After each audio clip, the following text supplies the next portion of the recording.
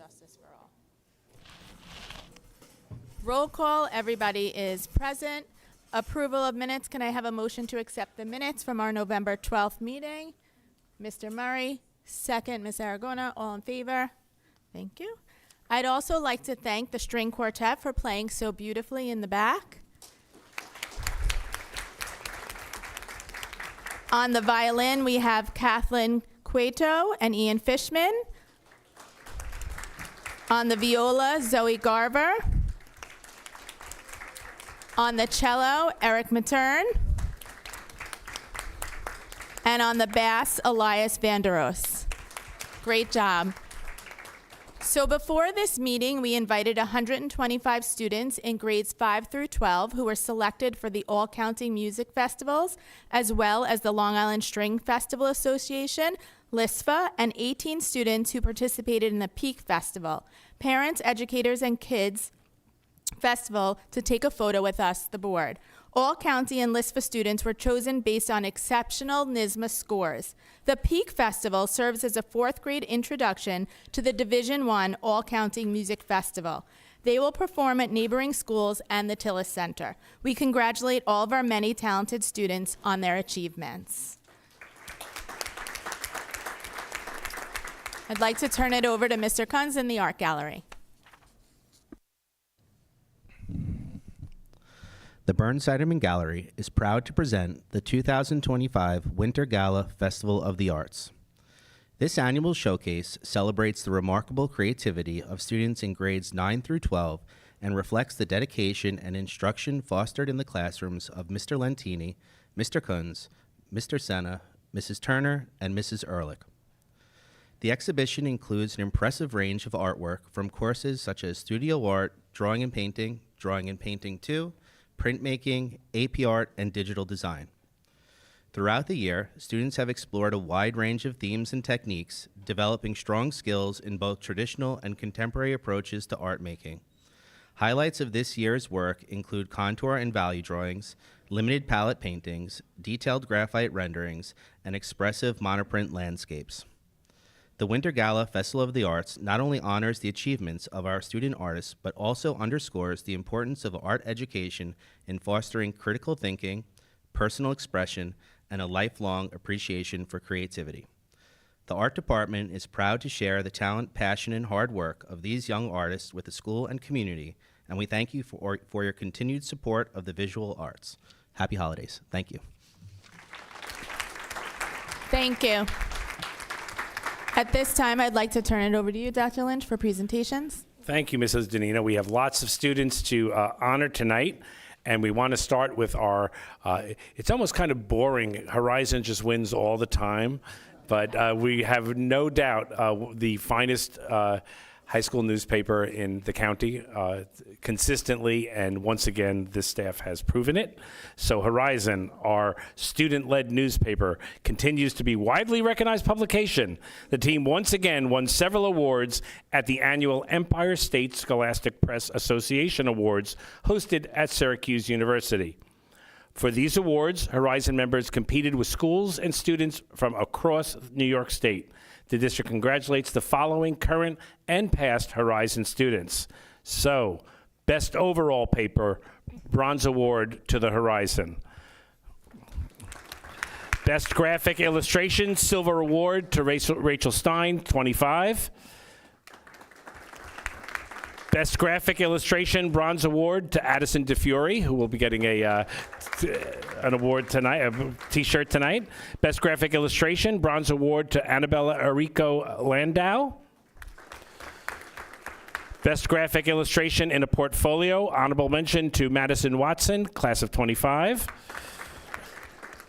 Best Artwork Portfolio, Bronze Award to Sean Strohoffer, class of 25.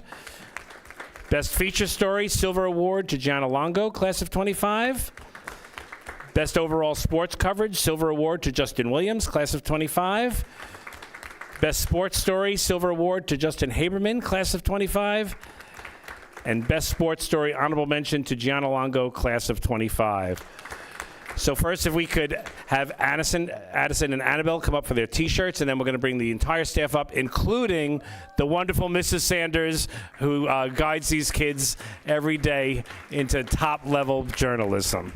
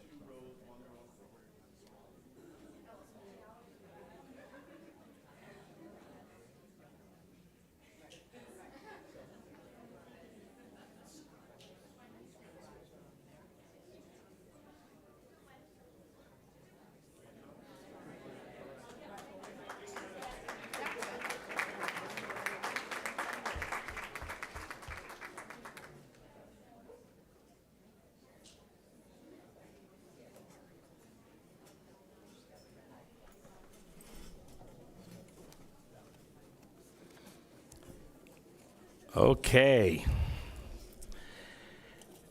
And tonight, we are proud to recognize the Lynbrook varsity girls soccer team for an outstanding and historic season. Competing in Conference A/B2, the team finished as conference champions with an undefeated conference record of 9-0-1 and an impressive overall record of 11-3-1. This achievement is especially meaningful as it marks the first conference title for the girls varsity soccer program in 10 years. And not to be undone, we also want to mention that our coach, Jenna Crimmins, was named Coach of the Year. So now we got, all those guys got to come up for a picture.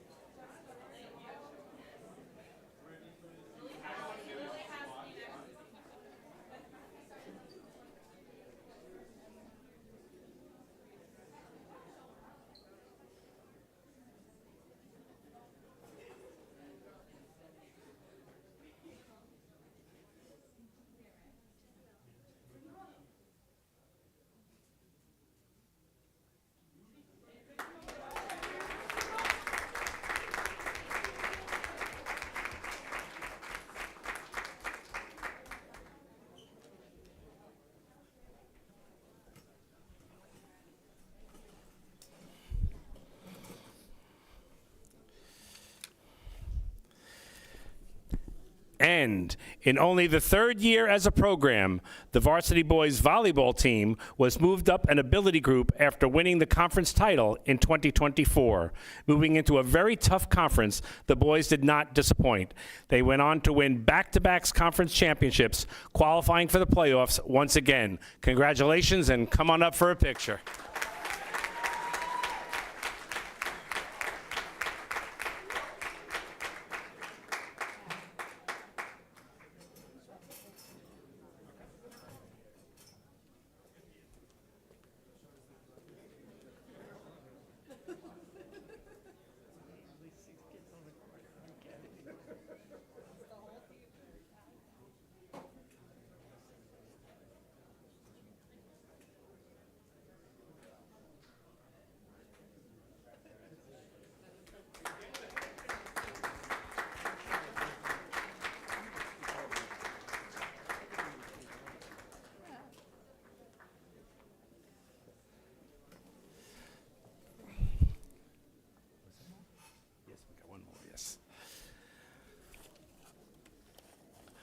And then, as we know, in addition to all the winning and all the competition, one thing that makes Lynbrook special and makes our team so special is that they always put it in a context of giving back.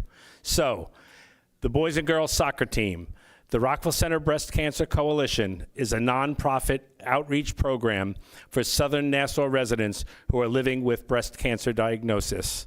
Established in 2017, the RVC-BCC has expanded to outreach programs outside the village of Rockville Center to include over 37 towns in southern Nassau County, helping 100 women and their families. The Lynbrook boys and girls soccer teams are proud to have supported the Rockville Center Breast Cancer Coalition this year through their season-long fundraising efforts, and specifically the annual Lynbrook Soccer Day event. They are proud to make a donation of $2,500 to the organization that continues to do amazing work throughout Long Island. I think there's going to be a check.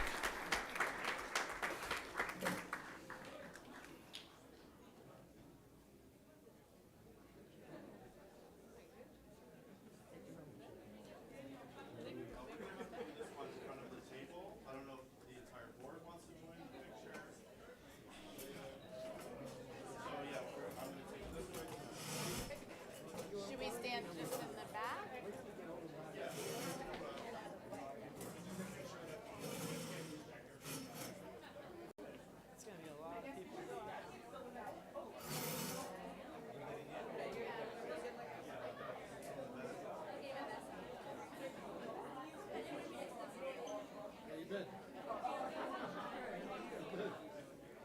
Which one's yours?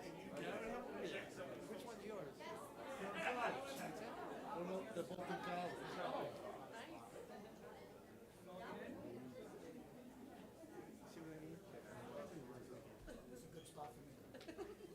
Come sit. We got a chair for you.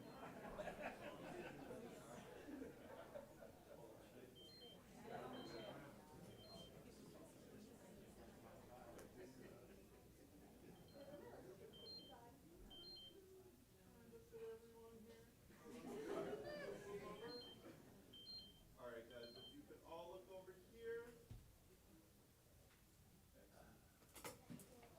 Andrew, you good?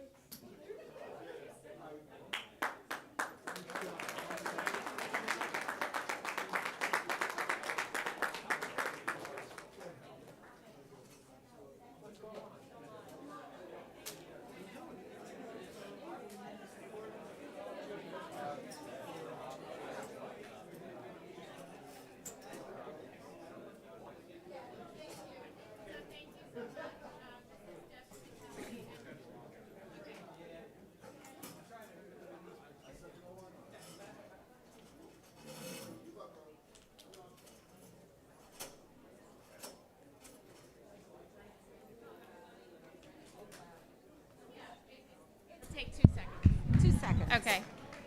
Thank you so much. On behalf of the Rockville Center Breast Cancer Coalition, my name is Susan Napolitano, and this is I'm Deb Deborah Vitale. Vitale. Yes, and we sit both on the board.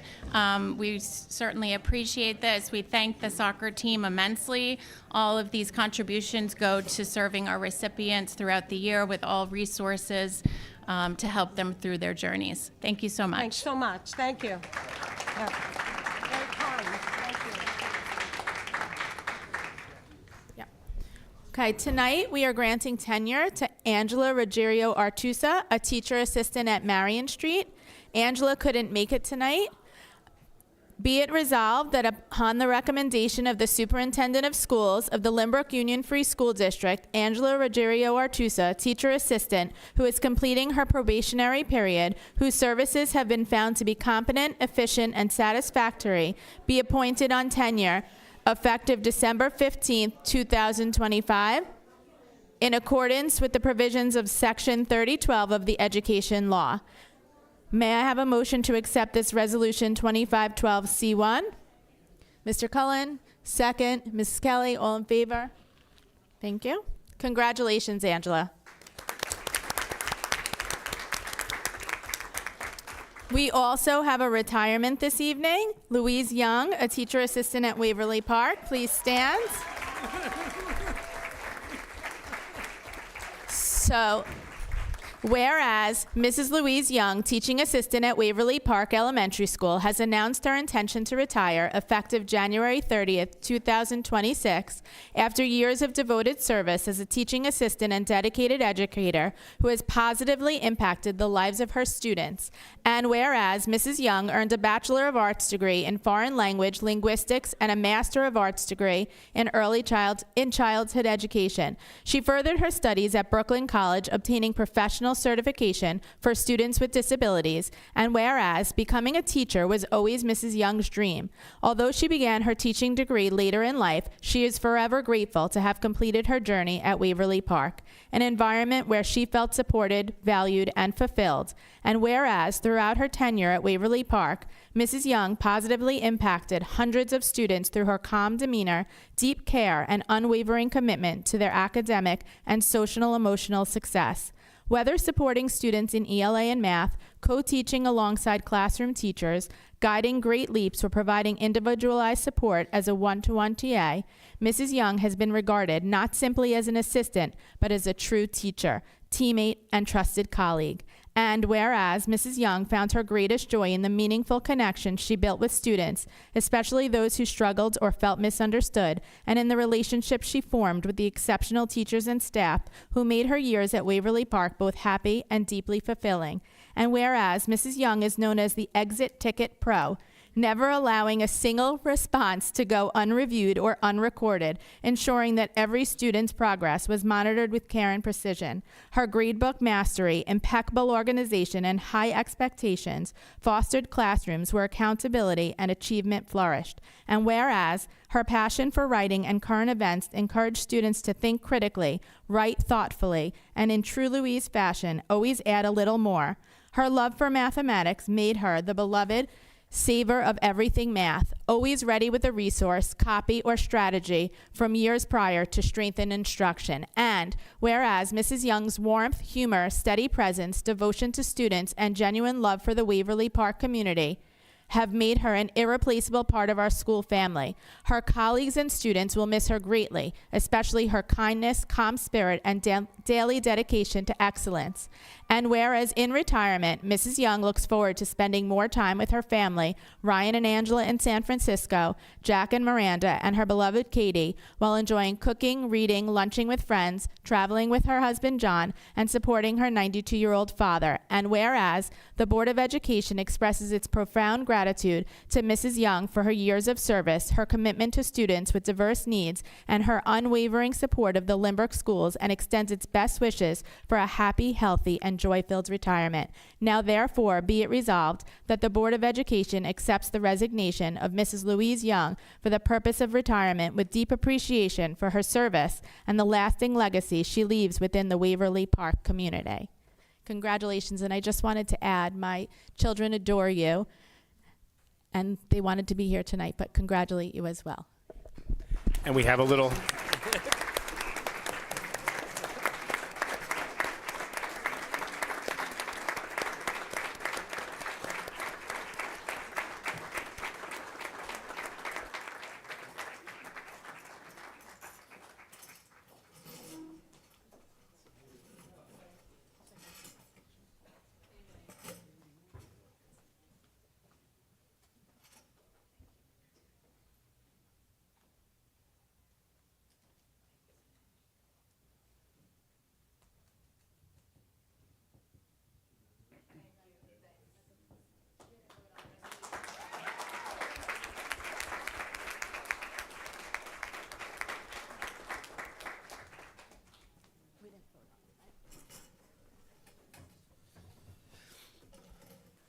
Have a motion to accept Resolution 2512C2. Mr. Lunar, second, Ms. Aragona, all in favor? Thank you. So as I mentioned last month, we will have privilege of the floor for any student who would like to speak. Do we have any students here tonight who would like to say something? Okay. Seeing no one at the microphone, if there is anyone here, we're going to take a short break. If you want to leave, you can. Okay. All right. Report from trustees.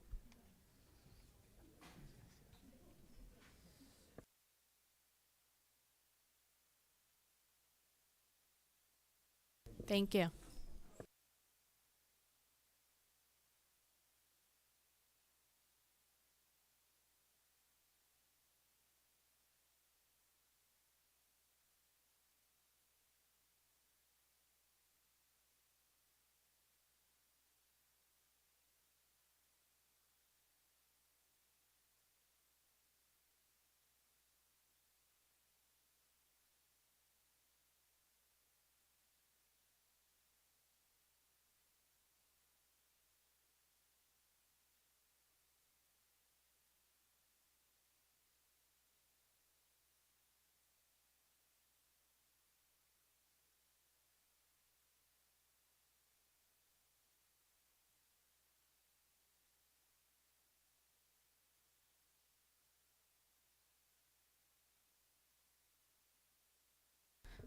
Mr. Pulaski, I'm going to turn it over to you for the facilities report.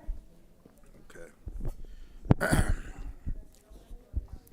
The facilities can be met in late November to discuss the possible capital projects to address in the 26-27 school year. Mr. Press and Mr. Sada presented the committee with many potential projects across all of the district's buildings and worked with the committee to identify several priorities.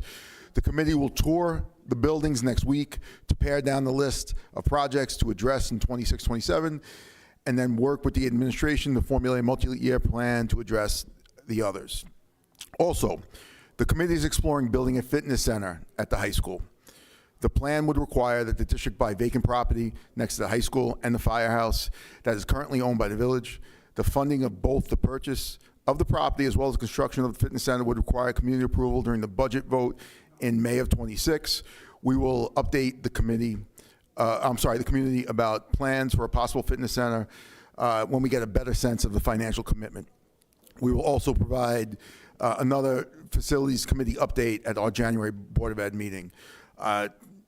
All I can say about this is other communities over the last few years have significantly updated their facilities from older, outdated, what used to be weight rooms, and are only really effective for like athletes. We're looking to expand this so that it's a fitness center that could be used by all the students in the district, and, whether it be teams or just phys ed classes. We currently offer fitness for life classes, for a few kids, and it's a waiting list to get into those courses. If we were to build this, we'd be able to offer that to many, many more students. And, with childhood obesity being such a major issue in this country, playing in gym class or learning a particular skill, whether it be dodgeball or basketball or whatever we play in gym. I don't want to speak to what Lynbrook gym teachers do, but actually being in a fitness center and learning about cardio and learning about nutrition and learning about, movement and stretching and weight training is really the most valuable skill you can learn in physical education, because that's not something that you're going to forget readily, and it's something that that's knowledge you'll acquire for the rest of your life, and it's for lifelong fitness. So this is definitely something we're looking to do. Also, and in speaking selfishly as a coach, it's very hard to stay competitive with some of these other towns who've built multi-million-dollar facilities. If you see what Syosset or Plain Edge or some of these other programs have built, it's absurd. It looks like a New York sports club on campus. We're not looking to do anything that, extravagant, but we are looking to compete, with other districts in our athletic programs. So if we consider the physical education angle and the athletics angle, to me, this is a small commitment that the community could make, going forward. So again, we will provide another update on this when we have a better idea of what this will entail financially. Thank you. Thank you, Mr. Pulaski. Mrs. Aragona for the Shared Decision Making Committee. The district has implemented a centralized shared decision-making website. The SDM website provides a unified location where the public can access information for each school's shared decision-making committee. These individual committee pages include current membership lists, scheduled meeting dates, and approved meeting minutes. By organizing this information in a single accessible location, the district ensures that families, staff, students, and community members can remain informed about the work and progress of each SDM committee. You can find the shared decision-making website on the district's main page under the District tab, then select District Initiatives. The winter newsletter, which should be in homes around the February break, will also be focusing on the SDM initiative. Thank you, Mrs. Aragona. Mr. Cullen, BOCES Budget Liaison. Thank you. It's just a basic report. Nassau BOCES adopts 26 budgets a year, one for each of their programs. Each component district can have a representative. I am the rep for Lynbrook. There is an orientation tomorrow, December 11th. It is an overview of how BOCES budgets are prepared. The specific budgets will be reviewed at 2 meetings in January. The BOCES budget vote is Tuesday, April 28th. Thank you, Mr. Cullen. Mrs. Aragona, PTA Liaison. The Lynbrook Council of PTAs is excited to announce its next parent university in collaboration with Lynbrook Schools and Northwell Health. The presentation will focus on school avoidance, tools, teamwork, and turning it around. It takes place on Thursday, January 8th at 7 p.m. Doors open at 6:30 for a light dinner at the Lynbrook High School cafeteria. The session is designed for parents with children in pre-K through grade 12. Please look for the flyer and RSVP if you are able, but walk-ins are always welcome. Thank you. And now from our student board member, Jackson Bowler. Over the course of 3 days from November 20th to 22nd, the Lynbrook High School Drama Club presented 4 show-stopping performances of Mamma Mia. The cast and crew delivered professional-level work from the vocals to set design. Students in grades 9 through 12 contributed both on stage and behind the scenes, demonstrating the strength of our program. The production was a success and highlighted the talent and dedication of the students and directors. On November 30th, 8th grade students from South and North Middle School attended the high school curriculum fair, where they learned about some of the electives they can take in high school, including journalism, virtual enterprise, cooking, and science research. Students were then given a tour of the building by our Student Government Association. Over the past few weeks, Lynbrook students have been participating in their winter concerts. These concerts feature performances by each school's band, orchestra, and chorus groups. Some upcoming winter concerts are Marion Street's on December 11th, South Middle School's on December 15th, and the high school's on December 16th. On December 14th, our high school junior and senior girls will face off in their annual Powder Puff game at Marion Street at 10 a.m. Gates will open at 9:30 a.m., and admission will be $10. All proceeds for this game will go to the Susan G. Komen Breast Cancer Awareness Charity. I encourage everyone to attend and support this wonderful cause. Finally, I sent out another survey to all LHS students and received some great feedback. I met with Mr. Sorosi to discuss next steps based on the results, and I look forward to addressing other concerns I can help resolve. Thank you, Jackson. Does anyone else have anything they'd like to report? I had the privilege of seeing Mamma Mia. It was amazing. Every year I say, wow, can the talent top last year? And every year we have amazingly talented students. And I've also had the great fortune to attend a few of the concerts and more to come. And thank you to everyone involved in making these concerts so fabulous and entertaining for everybody. Okay, I'm going to turn it over to you, Dr. Lynch. Thank you, Mrs. Danino. So our first report tonight is on the board goals. As you know, there are 3 board goals. The first is the profile of the owl. So similarly to the shared decision-making site, we also have a website up now for the profile of the owl that depicts what the 4 pillars are.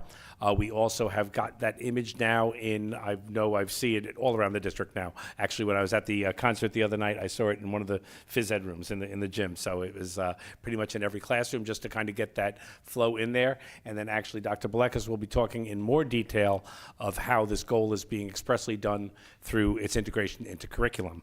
The second board goal was creating the multi-tier system of supports. We've been concentrating mostly on the SEL component of MTSS this year. One thing that's going to happen is that Mrs. Boyce has been doing a series of trainings on our social emotional tier 1 support, which is Ruler. We had every elementary faculty was given a workshop on Monday at their faculty meeting, and there's going to be a follow-up coming home to families on Friday, and it's going to be introducing the concept of the mood meter.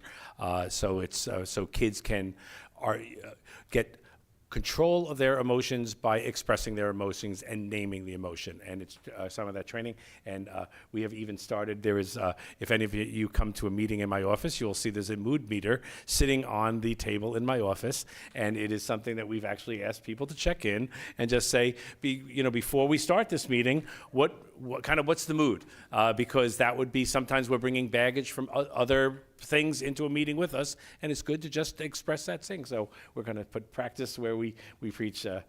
We did it the other day. It was cool. And then Mrs. Aragona stole my thunder about shared decision making. So I think that goal has been well implemented, and some good reports on that. So that's it on the board goals. Kindergarten registration is now open. I'm happy to say it is fully online now, so there will be no need for a pre-appointment before your screening in May. It opened this week. It is all online. Right now there's a big announcement on the homepage that you can click on, or you can go under district registration, and it's important that you pick where there's 2 years there. If you're registering for kindergarten, it's 26-27. That would be registering for. So that's up on the page now, and then more information can be found on the website. It is hard to believe that we have been in the business of universal pre-K for 5 years already. So we did our first request for proposal 5 years ago, and we had our JCC was awarded the contract, and then we had to expand the program, and Tiny Tykes got an expansion project. Now, basically, the board is going to be issuing a new RFP to start from the scratch again. Once every 5 years, you really can't let an RFP go for more than 5 years without going out for public bid. So that will be happening now, so stay tuned. We are thinking we won't really know the funds available until the governor releases her budget in January. We are thinking of moving up the lottery a little bit, but we'll certainly let you know more about that as time goes on. And now, Dr. Belekas, the curriculum update. Be nice if I turn my microphone on. Sorry about that. Thank you, Dr. Lynch. This year, we decided to expand the high school curriculum guide to include the middle school courses, and it's been rebranded as the secondary level curriculum guide. This unified document offers a comprehensive and cohesive view of the secondary program. The new guide allows parents and students to see how course choices made in the middle school lead to different high school sequences. Please note that a few changes were made, including adding potential new courses, which we'll talk a lot more about in January, and introducing new dual enrollment collegiate affiliations. We anticipate plenty more changes, especially in the area of dual enrollment, since the New York State Education Department has announced that they're going to be making some statewide changes at the end of January. The secondary curriculum guide is posted on the website, and updates will be made as they occur. Thank you. And Mr. Press, if you want to talk about the food program, and then we can go right into capital projects. Thank you very much. Not a lot to report on the food program. Things are kind of holding steady in terms of our numbers. We have made some changes in terms of pre-ordering. So there is no longer any pre-ordering at any of the at Marion Street, Waverly, and West End. So breakfast, lunch, they're just coming in and they're just ordering. At the KC, we eliminated pre-ordering for breakfast. We are still doing pre-ordering for lunch, but we wanted to see how the kids would manage our youngest kids getting through the line. I was actually there this morning. I watched them do it, and with the help of our monitors and our TAs, the kids managed the line. So they're coming in. We changed a little bit of the drop-off in the morning. The kids get off the bus. The ones who want breakfast will go through the line and get breakfast. And we're no longer doing breakfast in the classroom, and so that, the disruption to the class and the mess. When you see the mess concentrated in the cafeteria, you realize that was all happening in the classroom. So no longer pre-ordering the breakfast at KC. We are moving in the direction of getting rid of all pre-ordering, including lunch at the KC. So keep an eye out for that. I do want to thank our elementary principals, because it's almost like every other week or once a month we're changing the program up, and they all just kind of roll with the punches. and keep moving forward. So thank you to them. That's all I have really on the food service. Capital projects, kind of boring right now. All the projects from the summer are done. We're waiting for a couple of door locks on the bathrooms here that we did. Documentation and all the plans for the work that we're trying to get done next summer went up to the state. If you recall last time this year when I was talking about projects, we were doing, we paid for expedited review so we could get the projects back by April. Not sure exactly what they did up at SED, but their review times now are, what they're saying is about 4 weeks for each phase. So we're probably talking about 2 months. So we'll get the projects approved sooner than we did last year without having to pay for expedited review. So we're looking at probably February, getting approval from the state, going out to bid on the projects in April as well, and hopefully we can award those in, February, not April. And hopefully we can award those soon thereafter. So we're very excited about that. And that's really all on what's going on in the world of capital projects. Great, thank you. Back to you. Thank you. At this time, I'd like to open it for public comment.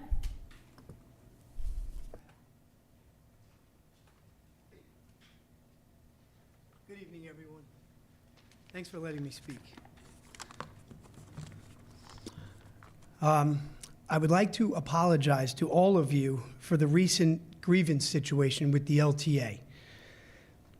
I would also like to thank you for your understanding and compassion that you have shown this past week towards all the teachers that supposedly filed grievances, especially the untenured teachers that had absolutely nothing to do with this and had no idea that grievances were being filed in their names. I understand the importance of the grievance process as it pertains to the collective bargaining agreement. However, owning the grievance process does not mean filing personal grievances in employees' names without their consent or even a heads up that they are doing it. In the worst case scenario, it's malfeasance. In the best case scenario, it's extremely poor judgment and poor practice, and frankly, a slap in the face to every member of the LTA, especially the untenured teachers. Education is a people business. It's about building meaningful relationships, not undermining those relationships. Maybe a conversation needs to be had about the issue that was grieved, but this was certainly not the way to start that process. I personally supposedly filed a grievance against 3 people that I hold in high regard. If I had an issue with them, which I don't, I would have just had a conversation and it probably would have been fixed. So once again, I would like to apologize on behalf of all the teachers that had grievances filed in their names, and thank you for the understanding and compassion that was shown to all of us once the truth came out. It could have ended very differently without that kindness and compassion, especially for the untenured teachers, and for that I am extremely grateful. Thank you. Have a good night. Thank you for your comments, Mr. McNally.